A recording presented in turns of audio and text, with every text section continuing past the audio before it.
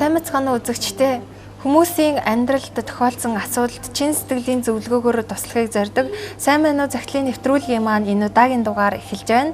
Бид танд нэвтрүүлгээ хүргээд аль хэдийн 13 дугаарыг ардаа орхижээ. Энэ удаагийн дугаар буюу 14 дахь дугаараа бид танд арай өөр хэлбэрээр хүргэе гэж бодлоо. Бид өнгөрсөн дугааруудаа нэг дугаараа нэг захидал сонгож аваад тэгээд тэр захидал дээрээ тулгуурлаж зөвлөгөө өгч хийдэг байсан бол энэ удаагийн дугаараа зөвлөгөө гэж яг ер нь юу болох, яагаад хүний амьдралд зөвлөгөө хэрэгтэй байдаг, мөн тэр тусмаа Библиэр сурлагдсан зөвлөгөө гэж юу болох талаар танд илүү мэдээлэл өгье гэж бодсон юм аа. Тэгээд зөвлөгч нартайгаа энэхүү нөхөрлөх боломжийг олгосон Иванто рестораны хамт олондоо баярлалаа. Манай Evento Espanol Pub нь 5 дугтай тоглог орчин хямдун төгөлдөр хуурын гайхамшигыг нэвтрүүлнэ. Маань нэвтрүүлгийн байнгын үзэгчид бас анзаарсан бах бидний донд нэгэн шинэ хүн сууж байгааг. Энэ хүн бол Монгол Хөөн байгууллагын Монголд хууль ажиллагааг хариуцсан ажилтдаг Туул гэж хүн байгаа. Сайн байцгаана уу. Өнөөдөр та бүхэнтэй бас энэ Игэл телевизийн сайн байна уу гэдэг нэвтрүүлгээр бас уулзж байгаадаа маш их баяртай байна.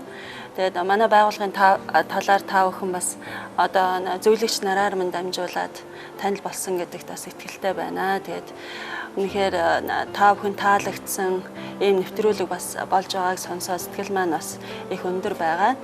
Тэгээд өнөөдөр бас энд бас өргөдөж ирээд зөвлөгөөний талаар зөвлөгөө бас яагаад тийм үн цэнтэй тийм ээ чухал зүйл болох талаар энэ одоо ярилцгаасандаа маш их тийм ээ сэтгэл таатай байна. Тэгээ зөвлөгч нараас би өнөө төрөнд ингэж сумаар байна л да. Зөвлөгөө гэж ер нь юу юм бэ? Яагаад хүний амьдралд зөвлөгөө хэрэгтэй юм бэ? Хүний амьдралд янз бүрийн асуудлууд тохиолддог. Тэгээд хүн тэр асуудлаас одоо хэрхэн яаж гарахаа мэддэггүй. Гарцаа одоо хааш нь яаж гарахаа одоо мэдэхгүй байдаг учраас зөвлөгөө маш хэрэгтэй байдаг л да. Тийм учраас зөвлөгөө гэдэг нь яагаад хүний амьдралд хэрэгтэй вэ гэхээр зөвлөгч бидний хувьд бол тэр хүнийг одоо дотор болж байгаа тэр асуудлыг нь гадагш нь гаргаж яриулах тийм ээ. Тэр асуудлаа гадагш нь гаргаж ярьснараа тухайн хүн өөрөө тэр амьдралынхаа асуудлаас гарах гарцыг олж хайх тийм боломжийг бол нээж өгч яадаг. Зөвлөгч гэхээр бид нар гол нь тэр хүнд одоо ингээ бүх зүйлийг нь одоо чиглүүлж зааж өгөх юм уу бүх юмыг нь одоо ингэж одоо бүх одоо асуудлынх нь одоо гарах гарцыг нь олж өгөхтэй гол нь биш тийм ээ. Хамгийн чухал нь чиглүүлж өгөхтэй чухал байдаг. Тэгээ зарим зөвлөгөө авч байгаа хүмүүс маань бол бидэнд илүү их ингээд хит найдлага тавиал зөвхөн одоо бид нар л асуудлыг нь шийдэж өгөх ёстой юм шиг ханддаг л да. Тэгэхээр бид нар бол шийдвэрлэгч бол биш юм аа. Зүгээр л зөвлөгөө гэдэг бол тухайн хүний гарах гарцыг нь олж өгөхөд тусалдаг тийм зүйл байгаа юм. За тэгээд бас зөвлөгөө гэдгийг тайлбар толоос би бас одоо цэвэл гоон тайлбар толоос бас харсан л да. Тэгээд зөвлөгөө гэдэг зөвлөх гэдэг үг болвол яг бусдын санал бодлыг сонсох, хэлэлцэн ярилцах гэсэн тийм утгатай байдаг. Тэгээд би бас өөрөө одоо мэрэгжил маань яг солонгос хэлний одоо орчуулагч солонгос хэл судлалаар бол мэрэгсэн тийм хүн байгаа. Тэгээд та бүхэнд бас яг ханзаар тийм ээ зөвлөгөө гэдэг үг нь ямар утгатай байдгийг бас ярмаар байна. Үүнийг үзэх юм бол маш их сонирхолтой байдаг. Тэгээд зөвлөгөө гэдэг үгийг одоо яаж бичдэг вэ гэхээр дүрс үсэг болвол нэг дүрс нь нэг үгийг илэрхийлж байдаг. Тэгээд энэ зөвлөгөө гэдэг энэ үгийг ингээд бичиж харуулж байна. Тэгээд энэ мод гэдэг ханз байгаа. Мод гэдэг ханз. Тэгээд энэ болохоор нүд гэдэг ханз байгаа. Тэгээд энэ болохоор одоо амийг бол дүрс үсгээр ингэж тэмдэглэдэг. Тэгээ амнаас одоо юм гарч байна гэдэг энэ үгийг бол ингэж дүрс үсгээр тэмдэглэдэг. Тэгээд энэ бол гал гэсэн ханз байгаа. За тэгвэл үүнийг ингээд тайлбарлаад хэлэх юм бол модны хажууд нүд нүдээ ширтэлцэн халуунаар ярилцах гэж тэгэж хэлж болно. Тиймээс яг зөвлөгөө бол ер нь бид нэр хүн болгон ярьж байдаг тийм үү. Тийм учраас хүн болгон бие биедээ бол зөвлөгөө өгч байдаг. Тэгээд өнөөгийн үе бол нэлээд тийм материаллык тийм эрен үе байгаа. Тэгээд хүн болгон ажиллаж тийм ээ ажлын төлөө маш их одоо нөө шаргуу хөдөлмөрлөх болсон учраас нөгөө одоо сонсох гэдэг зүйл бие бинийгээ сонсох ч юм уу тийм ээ иймэрхүү зүйл жаахан алдагдчихад байгаа. Одоо хүмүүс нөгөө бие бинийгээ сонсохгүй бас болсноос болоод хүмүүсийн зүрх сэтгэл маш их тийм хоосордог. Тэгээд ер нь цаашдаа бол ер нь үе хөгжих тусам бол энэ хандлага бол маш их одоо бий болно. Тэгээд тиймээс энэ хүмүүсийн зүрх сэтгэл хоосорч байгааг зэрэгцээгээр зөвлөгөө гэдэг зүйл бол хүмүүст маш их хэрэгцээтэй болдог. Тэгээд бид нэр ерөнхийдөө одоо хөгжингүй үнэнгүй улсуудыг ч гэсэн сайн мэдж байгаа тийм ээ. Тэгээд газар сайгүй энэ зөвлөгөө гэдэг зүйл бол одоо байдаг. Тэгээд сургууль, албан газар ямар нэгэн томоохон байгууллага гэд харах юм бол сэтгэл зүйч, зөвлөгч хүн бол заавал байдаг. Тэгээд одоо Монголд бас зөвлөгөө бол сүүлийн үеэс л илүү их яригдж эхэлж байгаа. Зөвлөгөө бол хүний амьдралд маш чухал байгаа. Тэгээд Библийн талаас нь ч гэсэн бид нэр үнийг хүмүүст бас илүү төлхөө бас тийм ээ зааж яг христчин зөвлөгөө гэдэг талаараа бид нэр илүү их явж байгаа. Тэгээд энэ нэвтрүүлэг маань үзэгчдэд захидал бичсэн хүмүүст Библиэл дээр сурлагдсан зөвлөгөө өгдөгөөр онцлогтой байгаа тийм ээ. Тэгэхээр Библиэл дээр сурлагдсан зөвлөгөө гэж юу нь яг юу юм бэ? Яагаад энэ онцлог юм бэ? Библийн зөвлөгөөний гол утга бол хайр дээр суурилдаг. Хайрлаж чадж байгаа хайрлахыг үнэхээр хүсэж бусдыг хайрладаг нэг юм бол зөвлөгөө хамгийн сайн. Мэд зүгээр дан ганц мэрэгжилтэн байж болохгүй. Зөвлөгөөний тал дээр гэр бүлийн зөвлөгөөний тал дээр ч юм уу мэрэгсэн мэрэгжилтэн байх нь сайн ч гэсэн дангаараа хангалтгүй. Харин хайрлаж чаддаг. Тэгээд бас үннийг мэдээд тэр үнний дагуу тийм ээ. Өөрөөр хэлбэл хайр дотор үннийг ярьдаг. Тэр хүн бол сайн зөвлөгч. Тэгээд энэ Библийн Библиэлд суурилсан зөвлөгөөний гол онцлог гэх юм бол энэ мөнхийн эсний бидэнд өгсөн энэ агуу хайрын сэтгэл болох энэ мөнхийн эсний үгдээр суурилсан учраас үүгээр онцлог. Өөрөөр хэлбэл тэр ариун сүнсний нөлөөгөөр бас зөвлөгөө өгч байна. Үүгээр онцлог байна. Тэгээд Библийг харах юм бол Тесалоник ном руу очоод харъя. 5 дугаар бүлгийн 23 дугаар ишлэлээр юу ч хэлсэн бэ гэвэл амар тайвны Бурхан өөрөө та нарыг ариусгав. Сүнс, сэтгэл, бие тань бидний эзэн Есүс Христийг ирэхэд бүрэн хамгаалагдсан бөгөөд хэн зэмгүй байх тухай гэж ийхүү хэлсэн байна. Тэгэд энэ бол бас бидний бусад хүмүүс рүү ханддаг итгэж анд нөхдөд болон тийм ээ. Бусад бас хинч байсан гэсэн бид хайрлаад ханддаг тэр бидний одоо зөвлөгөөний гол үндэс байна. Өөрөөр хэлбэл тэр хүний сүнс зүрх сэтгэл тийм ээ. Тэгээд сэтгэл бие махбод тэгээд энэ гурван зүйл дээр гурвуулангийн одоо харгалзан үздэг. Өөрөөр хэлбэл бид нар сүнс рүү хандаад хүний зүрх сэтгэл рүү очиод хүнийг хайрлаад хандах үед тухайн тэр хүнд байгаа асуудлууд харагддаг. Эдгэрэл хэрэгтэй тийм ээ. Аль зүйл хэрэгтэй гэдэг шалтгаалаад бид нар зөвлөдөг. Нэвтрүүлгийн маань байнгын үзэгчдээс анзаарж байгаа хальтаа энэ юу хүмүүс зөвлөгөө өгөөд идэм болоо. Энэ ямар учиртай хүмүүс юу юм яриад идэм болоо гэж бас үзэгчд маань гайхажсэн баг. Тэгээд та бүхэн бас өөрсдийгөө танилцуулаач үзэгчд маань бид ямар мэрэгчлээ хүмүүс энэ мэрэгчлийг хаана эзэмссэн зөвлөгч гэдэг энэ зүйл одоо ингээд эзнээс дуудагдаад зөвлөгч болцсон юм уу? Эсвэл ингээд өөрсдөө өсөл сонирхлоороо юм болцсон юм уу гэдэг та бүхэнс хувь хувьдаа энэ зүйлээ танилцуулаач гэж хүсмээр байна. Намайг Туул гэдэг. Тэгээд би жинхэнэ мэрэгжил маань Солонгос хэлний орчуулагч бас хэл судлаач мэрэгчлээ хүн байгаа. Тэгээд яагаад энэ зөвлөгөө гэдэг зүйлтэй одоо амьдралаа холбосон юм бэ гэхээр анх бас яг би энэ одоо амьдралынхаа бас хүчтэй тийм ээ хүнд үед бас энэ зөвлөгөө тийм ээ зөвлөгчтэй одоо учирсан учраас өнөөдөр энэ зүйлийн амтыг өнөөдөр мэдрээд амьдралаа бас үнэлөө одоо өгсөн амьдралаа тийм ээ үнд бас зориулж байгаа тийм хүн байгаа. Тэгээд ер нь яг бүрэн бас зөвлөгч арай болчоогүй энэ цаашдаа бас сураад явж байгаа.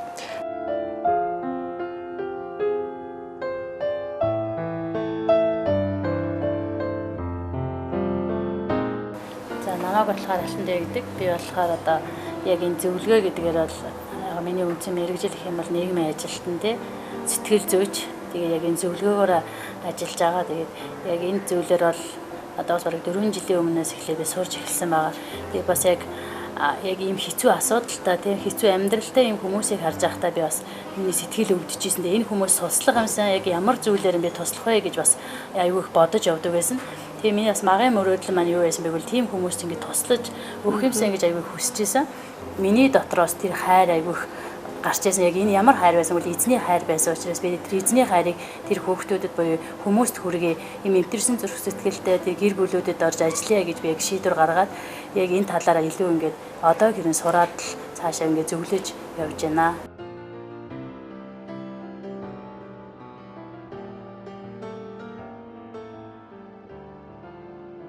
За намайг Алтан цэцэг гэдэг Японы хэлний багш орчуулагчийн мэргэжилтэй. Тэгээд яагаад зөвлөгч болсон юм лаа гэдэг хүмүүс бас гайхаж байгаа байж болох юм. Тэгээд миний хувьд гэр бүлийн амьдрал маань бас нэлээд ээдрээтэй бас нэлээд хүнд хэцүү тийм зүйлүүдийг бас туулж ирсэн. Тэгээд одоо энэ амьдралынхаа энэ хүнд хэцүү зүйлийг хэрхэн яаж даван туулахаа мэдэхгүй бас бүдэрч явж ирсэн он жилүүд бол би. Тэгээд энэ зүйлээс гарахын тулд би Есүс Христэд итгэсэн. Над шиг ийм одоо амьдралыг даван туулж байгаа тэр хүмүүст бас хүрч тэр хүмүүст бас тэрхүү амьдралынхаа одоо гарцыг хэрхэн яаж олж харахад нь туслах юмсан гэсэн тийм хүсэл тэмүүлэл дүүрэн болсон. Тэгээд энэ Библиэлд суурилсан зөвлөгөөн дээр илүү их одоо суралцаж хичээл зүтгэл гаргасан байгаа. Тэгээд түүгээрээ дамжуулан бас олон хүмүүсийн амьдралд хүрч тэр олон хүмүүсийг бас зовлон шаналлаас нь бас гарахад нь туслах юмсан гэсэн тийм хүсэл тэмүүлэлтэй болсон байгаа.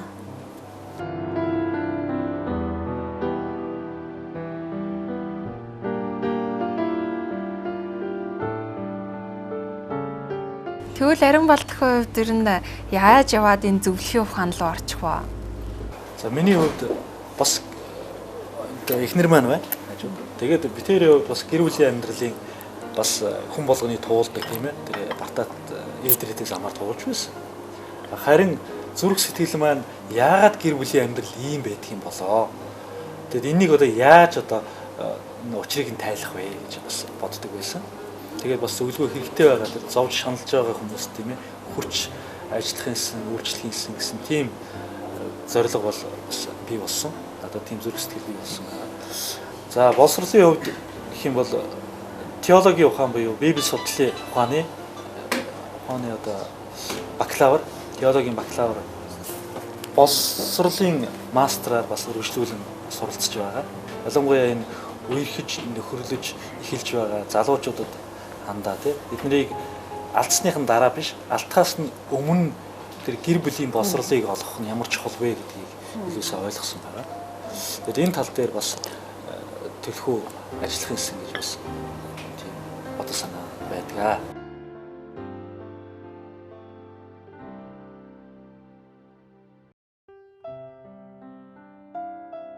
За нэвтрүүлэгт маань зөвлөгөө өгдөг та бүхэндээ баярлалаа. Тэгээд өнгөрсөн дугааруудаа ажиглаж байхад ер нь ирсэн захиануудаа харж байхад ихэвчлэн гэр бүлийн асуудлаар хүмүүс аягүй хандчихсэн л да. Жишээлх юм бол гэр бүл салалт тийм ээ. Тэгээ хардалт, хүүхдийн хүмүүжил, эхнэр нөхөр хоёрын байр суурин солигдсон гээл те. Тэгээд би одоо эхнэртэй яаж хандах вэ, нөхөртэй яаж хандах вэ, маа найз лөө ингээд байна гэл ихэвчлэн ер нь гэр бүлтэй холбоотой асуудлууд их байсан те. Тэгээ та бүхнийг бас ажиллаа хийгээд сууж байхад ихэвчлэн зөвлөгөө авах гээд ирж байгаа хүмүүс ямар асуудлаар илүү их та бүхэнд хандж байгаа юм? Ерөнхийдөө гэр бүл салалт за тэгээд эхнэр нөхрийн харилцааны асуудал маш их. За дээрэс нь архинд одоо донтолт тийм ээ архин хит орсон байдал. За тэгээд дагвар хүүхд ингээл ер нь бол нийгэмд байдаг бүхэл асуудлаар л ирж байсан да. Бас хүүхдээ хэрхэн хүмүүжүүлэх үү те өсвөр насны хүүхдтэйгээ нөгөө нэг харилцаж чадахгүй болсон. Манай нэг хүүхэд ингээд энэ би одоо яах вэ? Бид төр хоорондын хэрүүл маргаан ийм болоод би энэ хүүхдүүдийг яаж хийх ёстой вэ гэх маягаар бас тиймэрхүү хүмүүс аягүй хэрдэг.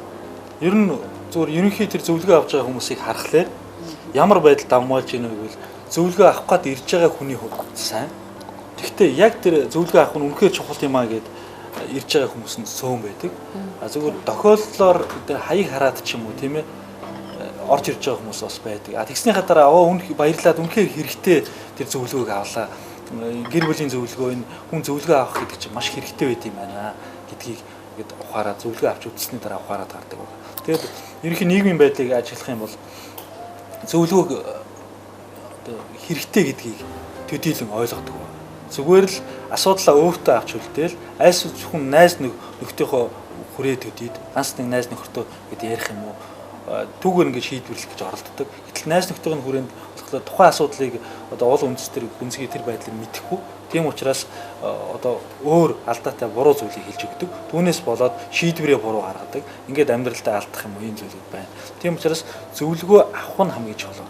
Зөвлөгөө авч сурах нь хамгийн чухал тийм ээ. Тэгээ энэ дээр бас одоо нэмээд хэлэхэд яг зөвлөгөө болвол дотор одоо идэвхтэй, идэвхгүй гэд хоёр янзын зөвлөгөө байдаг байгаа. Тэгээд идэвхтэй зөвлөгөө гэдэг нь болохоор тэр сургалт семинараар дамжуулаад хүмүүст одоо зааж сурахыг хэлж байгаа юм. Тэгээд үүгээр дамжуулж хүмүүс нөгөө асуудлыг гарахаас өмнө урьдчилан сэргийлэх тэр зорилгоор идэвхтэй зөвлөгөө бол тэгж явагддаг. Өсвөр насны хэн гэдэг бол маш их эмзэг үе байдаг. Тэдний хувьд хямралын үе байгаа тийм ээ. Хүүхдэж биш, том хүнч биш. Яг тийм үе дээр байдаг учраас хүүхдүүд яг өөрийгөө бас их эрж хайж байдаг тэр нас байгаа. Тиймээс яг энэ үе дээр нь одоо зөв тэр чиглүүлээ тийм ээ. Заагаад сургаад өгчих юм бол хүүхдүүд үнэхээр яг түүний дагуу явж чаддаг. Тэгээд сүүлийн үед ер нь харж байхад хүүхдүүдээ эцэг эхээсээ юм уу багш нараасаа тэр одоо ямар нэгэн зөв мэдээлэл авахаасаа илүүгээр интернет ч юм уу эсвэл найз нөхдөсөө тийм ээ. Тийм буруу мэдээлэл авах нь бас их болцсон байна тиймээс яг үүнээс л жах урьдчилан сэргийлж өгөх хэрэгтэй болчиход байгаа. Тиймээс бид нэр сургалтуудыг их явуулж байна. Бэлгийн хүмүүжлийн талаар, үерхлийн талаар яаж үерхэх вэ тийм ээ? Үерхэл гэж юу гэдгийг. Тэгээд энэ талаар бас гэр бүлийн талаар, бас харилцааны талаар гээл. Тэгээд бас идэвхгүй зөвлөгөө гэдэг зүйл байгаа. Энэ болохоор сая манай зөвлөгч нарын хэлсэн шиг асуудал гарсны дараагаар ирж байгаа тэр зөвлөгөө болохоор одоо идэвхгүй зөвлөгөө байдаг. Тэгээд нэг ясандаа одоо шалбархаа дээр нь шархны лентл нааж байгаа тийм үйл явц байхгүй юу? Тиймээс яг асуудал гарахаас өмнө бас члэн сэргийлэх тэр зорилгоо бид нэр идэвхтэй зөвлөгөөг илүү өгөх нь одоо сайн байгаа. Тэгээд тэр найз нөхөд одоо танил дотныхоо хүмүүсээс нөгөө сонсоод буруу шийдвэр гаргадгаа гэсэн тийм ээ.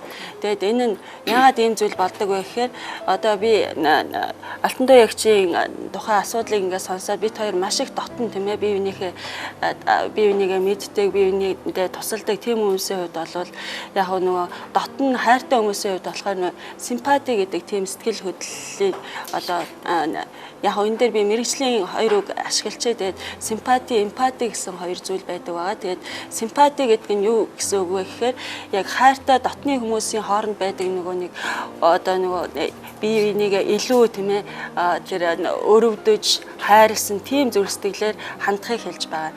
Тэгээд эмпати гэдэг нь болохоор яг бие даасан тэр өнцгөөс тэр хүний асуудлыг бодитоор харж тийм ээ ойлгож харьцахыг эмпати гэдэг байгаа. Тэгээд манай хүмүүсийн хувьд болохоор яг тийм хөндлөнгийн хүн дээр очихоосоо илүүгээр ойр дотныхаа хүмүүс дээр очисноос болж тийм буруу шийдвэр бас гаргачаад байгаа. Тэгээд манай телевизээр үзэж байгаа тийм ээ үзэгч та бүхэнд бас хандаж хэлэхэд яг ямар нэгэн ноцтой тийм ээ амьдралдаа гарсан тэр асуудал дээр ойр дотныхаа хүмүүс гэхээс илүү найз нөхд гэхээс илүү тийм ээ 3 дахь хүн дээр яг хөндлөнгийн хүн дээр очих юм бол та асуудлаа яг зөв шийдэх боломжтой шүү. Үүнийг бас та бүхэнд хэлмээр байна.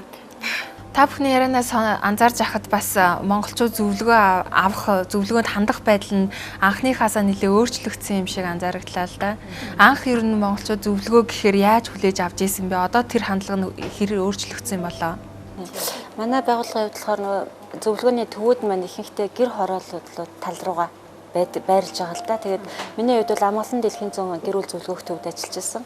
Тэгээд тэнд ажиллаж байгаа хугацаанд бол ихэнхдээ хүмүүс бол ерөөсөө зөвлөгөө гэж юу гэдгийг мэддэггүй. Ингээ орж ичээд гэр бүл зөвлөгөөх төв гэлээ тэгээд яг яатгийг ингэж асуудаг тийм байсан. Тэгээд сүүл рүүгээ бол зөвлөгөө авч сурсан хүмүүс бол тэгээд аяндаа найз нөхдөд дагуулад ирдэг. Зөвлөгөө гэдэг чинь нэрийн хэрэгтэй юм байна шүү гэж бас мэдэрч эхэлсэн тийм ба. Миний хувьд шар хад дээр их дээр зөвлөгөө өгч байгаа. Тэгээд яг тэн дээр болохоор хүмүүс орж ирээд нэг сониуч зангаар айгүй их ингэж орж ирж хардаг. Тэгээд яг энэ ямар учиртай газар вэ? Чи юу хийдэг вэ ч гэдэг юм уу тиймэрхүү байлаас. Тэгээд ингээд танилцуулаад яг ийм гээ хэлэхээр гэр бүлийн зөвлөгөө өгдөг газар ийм байдаг, яг ийм асуудлууд байдаг гэхээр өө би сонсъё. Юу вэ ихчтэй хэлээж, ахтай хэлээж гэдэг юм уу те. Дүүн сонсъё. Тиймэрхүү байдлаар ерөнхийдөө айгүй их асууж ингэж судлах маягаар ирээд сүүлдээ энэ миний амьдрал маш чухал хэрэгтэй юм байна гэдгийг мэдрээд жинхэнэ өөрсдийнхөө дотор байгаа тэр асуудлуудыг гаргаж хэлээд одоо жишээ нэг ихнэр орж ирлээ гэхэд миний нөхөр маань ийм асуудалтай одоо би яг яаж нөхөртөөгөө харилцах вэ тийм ээ одоо миний зөв тэр нөхрийн маань зөв гэж үнэн дотод бодит байдлуудаа ингээ айгүйх гаргаж ирж хэлдэг. Тэгээ тэр хүнийг ингээ сонсож байхад бол дотор нь маш их асуудалтай. Тэрийг ингээл цаашаага ингээл залгаал зарим хэсэг нь. Тэгээ тэрнээс хойш тийм нэг хүн дэгээ сонсоо гарахаар цаашаага ингээд найз нөхөд хамт олон хүүхдүүдрээ ингээд харахаар тэд нар ингээд амаас ам дамжаад ингээд бүгдээрээ яриад энд нэг юм төв байдیں۔ Би тийм хүнд агуулад ирлээ. Тийм хүнийг чам руу явуулчлаа гэдэг яг асуудлаа шийдрүүлчих байгаа юм шиг тий. Одоо нэг хувцас гэртээ хувцаа барьж яд угаалган газар угаалгачдаг шиг ингээд өгөөч игээд бариад ороод ирдэг. Харин бид нэрийг тэгдэг хүн бишээ тий. Яг ингээ яг та асуудлаа ярь би сонсъё. Тэгээ би танд туслая. Яг гарах гарцыг бид нэр ингээ зааж өгөө гэхээр айгүй зэм сайнаар хүлээж аваад тий. Тэгээ асуудлуудаа ингээ гарцаараа мэдэж аваад зөв алхмаа хийгээд сонголтоо зөв хийгээд гардаг. Тэр нь бас айгүй гайхалтай. Нэвтрүүлэгтэй мань хамтаага үзэж танд баярлалаа. Нэвтрүүлгийн маань 14 дахь дугаар Сансарт байрлах Иванто хэмээх тоглог ресторанаас танд хүрж байгаа. Бидний нэвтрүүлэгтэй хамтран ажиллаж байгаа Иванто рестораны хамт олонд баярлалаа. За сайхан оллоорой. За сайхан болцгоорой.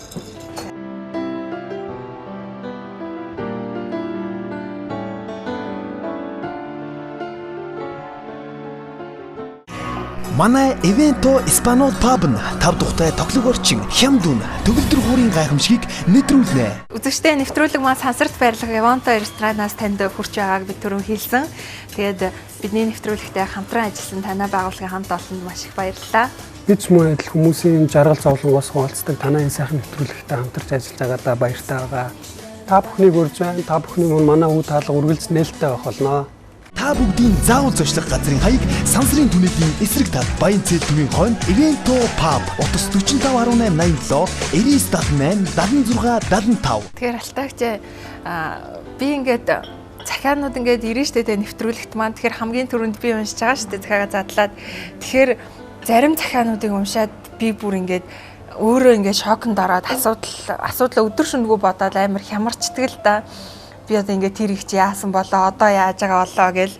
Тэгээ та бүхэн дээр ч гэсэн бүр л олон хүмүүс өдөр тутам ирж үйлчлүүлж байгаа шүү дээ тий. Зөвлөгөө авч байгаа.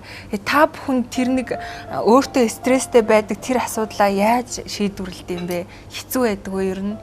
Үнэхээр маш хүнд хэцүү асуудалтай хүмүүс ирээд ингээд бидэнд хамтаад заримдаа бүр зүрх хэмтрэмээр өөрөө бас ингээд тэр хүний өмнөөс ингээд уйдламар шаналмаар тийм үеүүд их тохиолддог. За зарим үед эхэндээ бол баг тэр стрессээ гэртээ авчичоод гэрийнхэнтэй гарах тохиолдол бас байсан л да. Тэгээд сүүлдээ бол өөрийгөө хамгаалж сурсан ба. Бид нарын нэг онцлог нь христийн зөвлөгөө гэдэгтэй гол онцлог нь байдаг. Тэр хүний асуудлыг өөртөө авч наагаад байх биш тийм ээ. Тэр хүмүүс тухайн хүний асуудал ингээд надад ярьж байхад тэр асуудлаас өөрийгөө тодорхой хэмжээр хамгаалах тийм чадвартай байх хэрэгтэй. Хэрвээ тэгж чадахгүй бол тэр хүмүүсийн асуудалтай өөрөө хутгалдаад өөрөө сэтгэл санаагаар унаа дараа дахиад тэр хүнийг ирэхэд тэр хүнд зөвлөгөө өгөх чадвараа алдна гэсэн үг. Тэгвэл ариун балдахын хувьд та яаж энэ асуудлаас гардаг вэ? Ер нь бас та хоёрыг ингээ гэр бүл штэ тий. Мэдээж зөвлөгөө дөнгөж эхэлж өгч эхэлж байгаа үед одоо яг сая ярьснаар тийм асуудал тохиолддог байсан. Өөрөөр хэлбэл тухайн хүний тэр асуудалд автдаг ба. Тэгээд түрүүн туул маань ярьсан симпат, эмфат гэдэг хоёр чанарын тухай ярьсан. Тэгээд симпат бол тухайн хүний асуудалд ингээд гүнзгий ороод автаад зүрх сэтгэл нь бүр шаналаад тэр хүний өмнөөс зовоод эхэлдэг. За ийм байдалд байх нь бол зөвлөгч хүн одоо хүсмээр зүйл биш. Нөгөө талаасаа энэ нь бас зохисгүй. Яг тэгж автагдж байгаа үед зөвлөгөө одоо алдаатай өгч юм уу? Асуудалд нь хит автагдаж эхэлдэг. Харин тэр эмпат тэр байдлаар өгөх юм бол асуудлыг хит автлаггүйгээр бодитойгоор уул үндсийг хараад сайн зөвлөгөө өгч чаддаг. Тэгээд энэ чадварыг мэдээ зөвлөгч хүн хэсэг хугацааны дараа нэлээд туршлагачих үедээ олж авдаг. Тэгээд ингэж олж авсны дараа л тэр тухайн хүний зөвлөгөө авч байгаа хүний асуудлыг гол хүн чанарыг олж харж тодорхой тэр хүн туслах тэр одоо арга барилыг ур чадварыг олж авдаг байна. Тэгэд хамгийн гол зүйл юу вэ гэхээр энэ ур чадвар байлаа ч гэсэн тухайн хүнийг бас асуудалд автахгүй байх гэд хайрлахгүй байгаа юм биш. Асуудалд автахгүй тэр асуудлыг хэтэрхий тэр олж харахгүй болчихно гэсэн үг биш тийм ээ. Бодитоор л хардаг ба. Сэтгэл хөдлөлт хит автлаггүйгээр яг бодитоогоор олж харах тэр чанар ур чадвар төлөвшдөг гэсэн үг. Тэгвэл туяагчийн манд хувьд ер нь та энэ стресстэй асуудлаасаа ер нь яаж гардаг вэ? Бас янз бүрийн л хүмүүс орж ирж байгаа шүү дээ. Зарим нь зорж ирж байгаа, зарим нь сонирхоод орж ирж байгаа. Тэр хүн тус дүртэй ингэж ховчилж ажиллах хэцүү шүү. Яг гоо тухайн үедээ бол энэ хүн гүнлэнгийн мэдгүй хүн харуул хэцүү л дээ. Яг яах ёстой вэ гэдэг. Яг би эхлээд зөвлөгч болоод яг тэнд ажиллаад томилогдоод ажиллаж байх үедээ надад бас нэг одоо нөхөр нь өөр эмэгтэйтэй ингээд явж байгаа тийм хэцүү асуудалтай одоо ингээд улаан цагаан нүдэн дээр ингэж байгаа эмэгтэй надад орж ирж байсан. Яг тэр үед би бодохдоо бас яг тэр хүний байр суурин дээр өөрийгөө бас аваач тавьчаад бодоход хэцүү байсан л дээ. Би яг энэ үед яах вэ? Хувь хүний чанараар бол одоо зүгээр очиод нэг мааждаг ч юм уу заддаг ч юм уу тиймэрхүү юм бол одоо сонсоход бол яг тэгмээр санагдчихсан боловч би харин яг тэн дээрээс бодож исэн би яг яах ёстой вэ гэд. Харин би яг энэ үед гарч чадахгүй айгүй хэцүү байх нэг гэж бодож исэн боловч дараагаар нь би яг суугаад тэр эмэгтэйдээ зөвлөж байхдаа юу гэж бодсон бэ? Надад ариун сүнс бас надад сануулж исэн. Чи тэгэх хэрэггүй тийм ээ. Бас яг ингээд тэр хүнийг сонсох айгүй чухлаа гэдгийг надад сануулад би яг тэгээд тэр эмэгтэйг 100% ингээд сонссны дараагаар тэгээд би тэр эмэгтэйд өөртөө зөрүүлсэн хариултыг бас өгөхийг хичээж байсан. Бас тэр асуудлаараа ингээд бариа тэр өдөржингөө хайж чадахгүй гэртээ очиод тэр асуудлаа ингээд тайван байж чадахгүй гэр бүлтэйгээ харилцаж чадахгүй ингээд хэцүү болж байсан. Тиймэрхүү нүд маань нэг нөхрийгээ харах юу манай болж исэн. Тэгээд тухайн үед манай нөхөр намайг юу гэсэн бэ? Чи өнөөдөр яагаад ямар сонирн байна? Юу болоо би чинь зүгээр үү гэж асууж чинь. Тэгээд би хэлэх ёсгүй болохоор зүгээрээ би тайван магадгүй би жоохон ядарсан байх гээл тиймэрхүү байдлаар би өөрийгөө тайвшруулж исэн тал надад байгаа. Тэгээд одоо бол харин тийм зүйл дээр юусээ тэгж өөрийгөө айлгаж тий бас ингэж тэгэх шаардлагагүй. Яагаад гэвэл би сурж байгаа учраас яг мөнхийн эзэн дээр авчир тавиад би тэр асуудлыг өргөөд хамт тэрнээс тайвширлыг авдаг учраас мөнхийн эзэн бол бидэнд тайвширлыг өгдөг. Би тэгээд үнэхээр тэнд хэсэг талархаж явдаг. За та бүхнийгээс хоолыг нийлүүлэхгүй баахан яриулчлаа. Сайн хооллоорой. За та бүхний ярианаас сонсоод би бас зөвлөгөө гэдэг бол хэр баргийн хүний өгөөд идэг зүйл биш юм байна гэдгийг ч ойлгож авч ийн л да. Хүмүүс хэлэхдээ зөвлөж штэ би ярьж штэ хэлж штэ гэл шийдэж штэ гэл тэгдгэлдээ. Гэхдээ зөвлөгөө гэдэг бол маш чухал юм байна гэдгийг ойлгож авлаа. Үзэгчд маань ч гэсэн ойлгож авсан баг. Тэгэд ер нь зөвлөгөө өгөгч хүн, зөвлөгч хүн гэдэг ямар шаардлагыг хангасан хүн байх ёстой юм болоо. Өөрийнхөө амьдралаа нөгөө үлгэрлэн харуулж байгаа учраас тэр зөвлөгөө нь тэр хүнд бас илүү хүрдэг байгаа. Тийм учраас зөвлөгч хүн амаар нь гарч байгаа зүйл амьдрал хоёр өөр байх юм бол тэр хүн бол зөвлөгч хүн биш. Тэгээ бид нар ч гэсэн манай байгууллагаас зөвлөгчөөр ажиллаж байгаа хүмүүс дээр бол бас энэ шаардлагыг бас илүү харж байдаг. Тэгээд үнэхээр яг амьдралаараа харуулж байгаа тийм ээ. Тэр хүн болвол жинхэнэ хүнтэй тэр зөвлөгөө хүмүүстээс үзүүлж чаддаг байгаа. Тэгээд Есүст Тэнгэр газар дах бүх эрх мэдэл байдаг. Тэгээд тэр эрх мэдлийг Есүс бидэнд захирамжлаг өгсөн тийм ээ. Тэгээд бүх одоо үндэстэн лөө тийм ээ. Одоо Монгол гэр бүл рүү, Монгол үндэстэн лөө яваа тийм ээ. Бусад үндэстэн лөө ч гэсэн очоорой. Тэгээд миний одоо зааж тушаасны тэдэнд бас уламжилж тийм одоо миний хайраа хамт өмнөлөө дагуулаарай зөвлөөрөө гэж чиглүүлсэн. Тэгээд Есүс Христийн хайр нэгүсэл үннийг тэр хүмүүст мэдүүлснээр тэр хүмүүс мөнхийн эзний хайр нэгүсэл дамжин итгэж бас Библийн үнэн үгээр дамжуулан тэдний амьдрал илүү чөлөөлөгдөж байгаа. Тэгээд сургаалт өгсөн ном дээр хэлэхдээ зөвлөгөө авдаг хүн бол мэрэг ухаантай юм аа гэсэн. Монголчууд ч гэсэн бас бие биенээс зөвлөгөө сонсдог. Тэр эцэг өвгдөөс тийм хэмжил байсан. Нэвтрүүлэгтэй минь хамт байсан үзэгч танд баярлалаа. Тэгээд бидний саяны яриагаар дамжуулан зөвлөгөө гэж юу болох, яагаад танд хэрэгтэй болох талаар ч гэсэн та олон зүйлийг мэдэж авсан гэдэгт бид итгэж байна. Тэгээд биднийг хамтдаа сайхан хоолоор дайлсан Иванта рестораны хамт олонд баярлалаа. Эх 7 өдрийн Баасан гарагийн 18 цагт танд өгөх шинэхэн зөвлөгөөнийхөө хамт эргээд уулзцгаая. Баяртай үзэгчтэй.